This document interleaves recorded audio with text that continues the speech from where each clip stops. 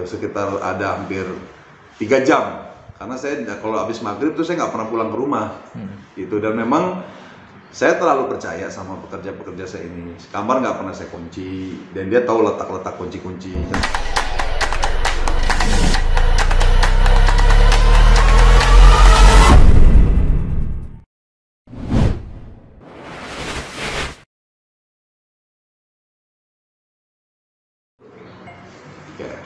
Ya, Pak bisa diceritain kronologi.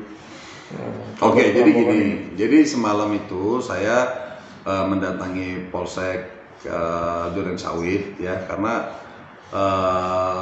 ya mungkin yang ada di otak saya itu cuma polsek yang sering saya lewatin itu gitu kan. Saya bikin laporan bahwa ada beberapa pekerja saya ini mencuri barang-barang saya berupa handphone 2 sama satu lagi handphone pekerja saya juga diambil juga, sama motor 1 gitu kan. Nah ini pelakunya memang intern gitu, bukan dari luar gitu kan, karena mereka udah ikut saya itu udah hampir sebulan lebih kerja kan gitu. Jadi kejadian itu pas maghrib gitu ya, saya sama pekerja saya ini kita biasa tuh kalau sholat tuh berjamaah terus gitu kan. Jadi mereka tuh operasinya tuh pada saat saya di luar itu lama gitu, sekitar ada hampir 3 jam. Karena saya kalau habis maghrib tuh saya nggak pernah pulang ke rumah, gitu. Dan memang saya terlalu percaya sama pekerja-pekerja saya ini. Kamar nggak pernah saya kunci, dan dia tahu letak-letak kunci-kunci kendaraan saya ada di mana, terus handphone saya ada di mana. Kebetulan saya handphone itu kan ada 3 gitu kan. Jadi yang diambil tuh iPhone 1, iPhone 11 Pro Max, sama satunya lagi itu handphone Poco Xiaomi gitu kan. Terus saya nggak ada kepikiran sama sekali, karena saya merasa saya nggak pernah ada masalah dengan pekerja-pekerja saya gitu kan, dan mereka orang-orang baik semua gitu di mata saya gitu kan. Jadi saya awalnya nggak curiga gitu, kok mereka habis sholat ngilang kemana nih 2 orang gitu, saya bilang kan gitu kan. Saya tinggal berdua, tadi kan saya berempat kan. Saya positif thinking aja, paling lagi beli makanan gitu kan. Biasanya habis itu kumpul lagi nih, sholat isya lagi gitu kan. Kok nggak balik-balik gitu, nggak balik-balik. Terus akhirnya saya pulang lah, saya beli makanan juga kan, karena kan di rumah nggak pernah masak gitu. Beli makanan, pas nyampe rumah, handphone kemana nih di meja kerja saya kan, nggak ada, sama cas-casannya juga diambil, jadi komplit gitu kan. Terus akhirnya tadinya saya nggak mau bikin laporan, berhubung ada kendaraan motor milik kakak saya juga dibawa. Untungnya itu STNK itu nggak nempel di kunci, jadi kuncinya cuma kunci doang, nggak ada dompetnya gitu. Untungnya gitu. Akhirnya mau nggak mau kan saya menghormati kakak saya kan, takutnya kakak saya nanti berpikiran macam-macam, saya kerja sama atau gimana. Udah saya bikin laporan. Nah itu kan akhirnya udah berapa jam tuh saya bikin laporan tuh, sekitar jam 9:30 saya alhamdulillah disambut baik sama Polsek Durensawit gitu. Datang ke Polsek, ke TKP, foto-foto semua gitu kan. Akhirnya dia bilang gini, Pak, ini bukan kewenangan saya, dia bilang ini kewenangan Pondok Gede. Oh bukan ya Pak, ya saya mau minta maaf. Saya minta, oh nggak apa-apa, tapi saya bantu. Luar biasa itu Polsek Durensawit ya. Akhirnya saya diantar nih, pasar Pondok Gede gitu. Nah dari sana langsung juga ditindaklanjuti. Itu udah hampir sekitar dari jam 6 ya, 6, 7, 8, 9. Sampai sana sekitar jam 10, setengah 11. Begitu saya bikin kronologi, tiba-tiba nih si malingnya ini, pekerja saya ini ngubungin saya. Tadi nomor udah diblok semua, udah nggak bisa dihubungin, mau ngembaliin.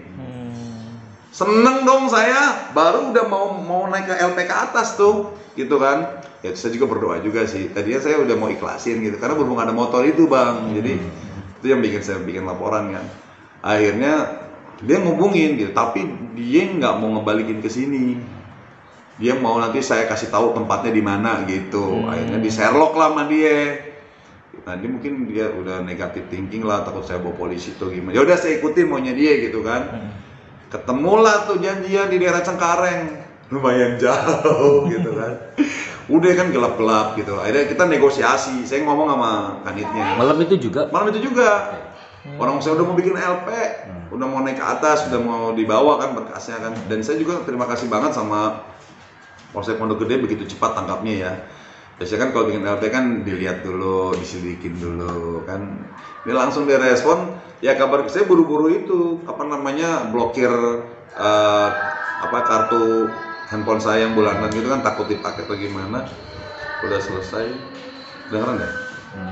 Bocor nggak? Tutup ya. Tutup. Ya tutup. Sebentar, tutup ya, sebentar. Soalnya udah mau dekat sholat. Iya. Di sini karyawan ada 3 orang gitu kan. Nah saya nggak pernah ada masalah apa gitu kan.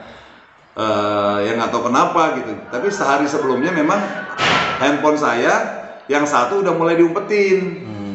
Gitu. Tapi saya tetap nggak curiga juga. Gitu. Saya nyari handphone kemana? Saya cari udah diselipin di kasur saya kan bentuknya dia kotak begitu.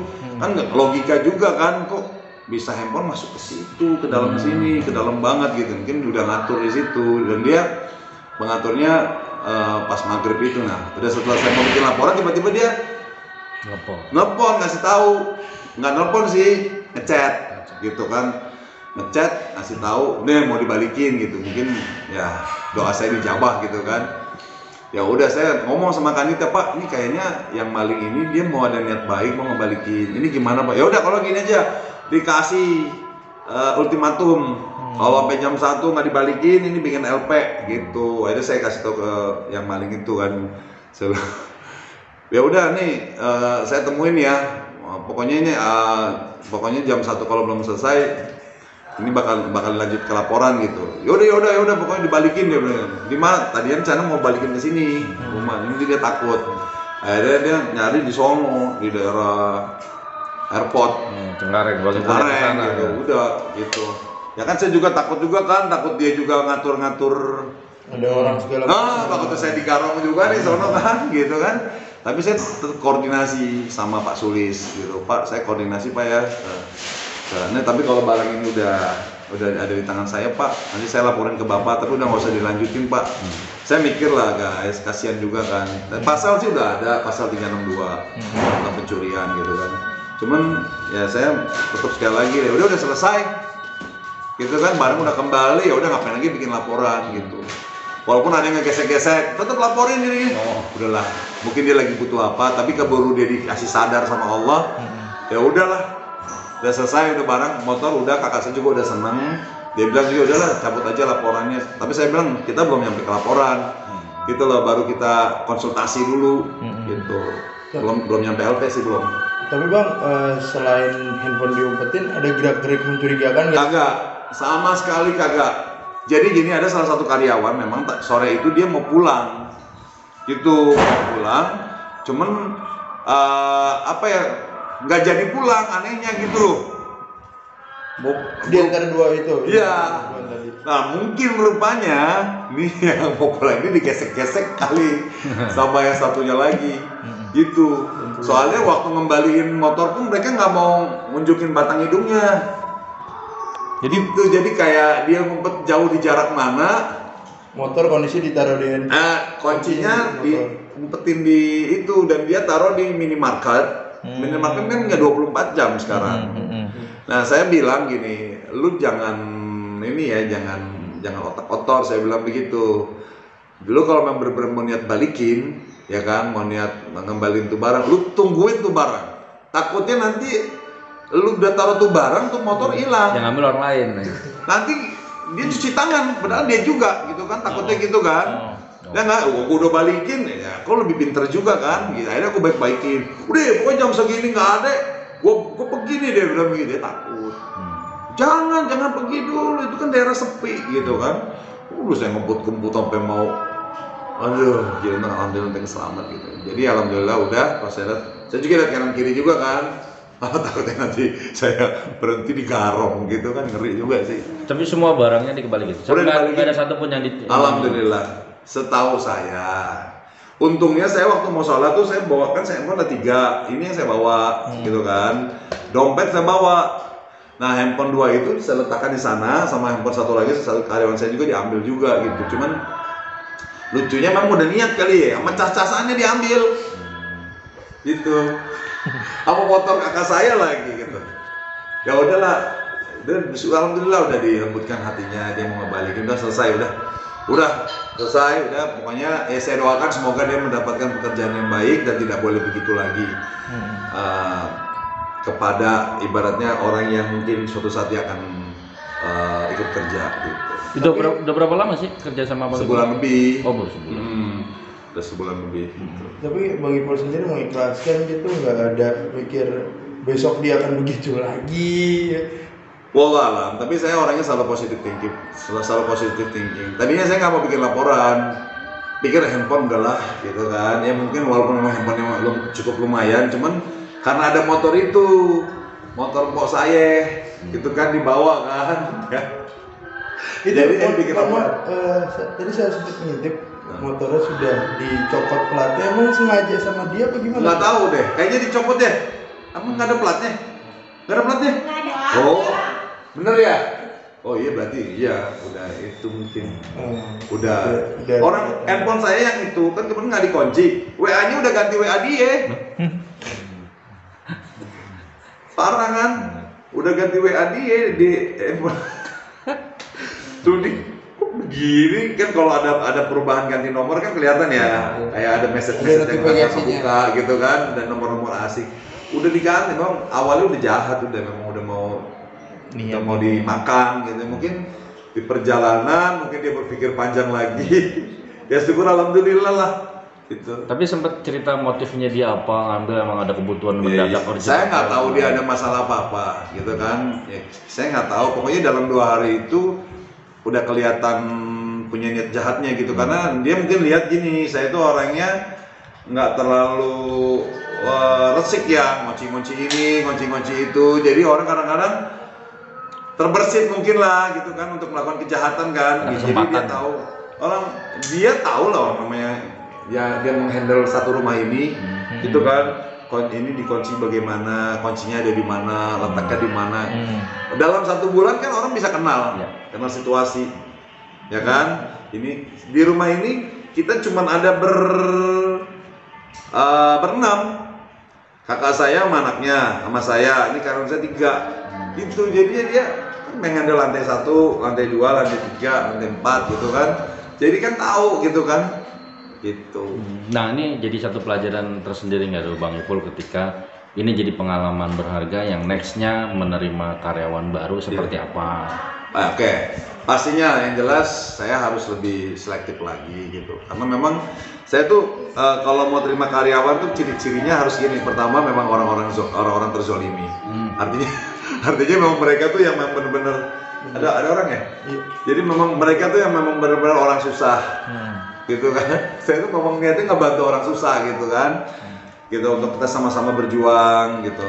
Niatnya begitu, ternyata niat baik saya seperti itu ya disalahartikan gitu kan sama mereka-mereka ini gitu. Dan kedua ya mungkin karena kebaikan saya yang ibaratnya tidak terlalu secure gitu kan dalam ngunci lemari nggak ada yang saya kunci ya kan. Jadi dia juga udah tahu tentang letak-letak apa-apa, itu juga nanti akan jadi pertimbangan saya lagi. Next saya kalau pergi ke mana-mana saya kunci-kunciin semua gitu loh. Khusus kalau di luar udah pasti dikunci, ini di dalam karena pelakunya adalah orang dalam sendiri, jadi ya dia tahu gitu kan tentang kondisi rumah seperti apa gitu.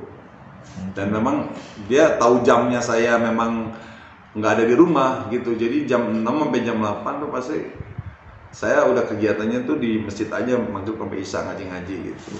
Nah yang 2 orang ini waktu menerima itu atas referensi atau memang Bang Ipul melihat bahwa ini memang orang yang seperti ya, jadi nggak ada referensi, nggak. Saya ketemu sendiri dan memang ini orang-orang baik gitu. Ini orang-orang baik yang dia cerita saya susah, saya buat makan aja susah, kan terhanyut sesuai dengan standarnya Bang Ipul ya tadi kriteria. Jadi saya bilang ya udah, tapi saya bilang begini, tapi saya nggak bisa gaji terlalu profesional gitu. Dia mau gitu kan, dia mau dan bersedia dengan senang hati. Dia bilang saya dapat makan aja udah senang. Gimana saya nggak makin kelopak-kelopak lagi gitu kan. Ya udah paling handle ini aja lah. Kan saya 3 orang kan ya gitu, jadi yang kriminal kan 2 orang. Ya udah lu atur aja nih bertiga nih, ini kan 3 lantai kan, kalau 1 orang kan kasihan capek. Lu lantai ini, lu lantai ini, lantai ini. Udah tuh selama sebulan. Saya pulang umroh pun mereka pulang kampung dulu.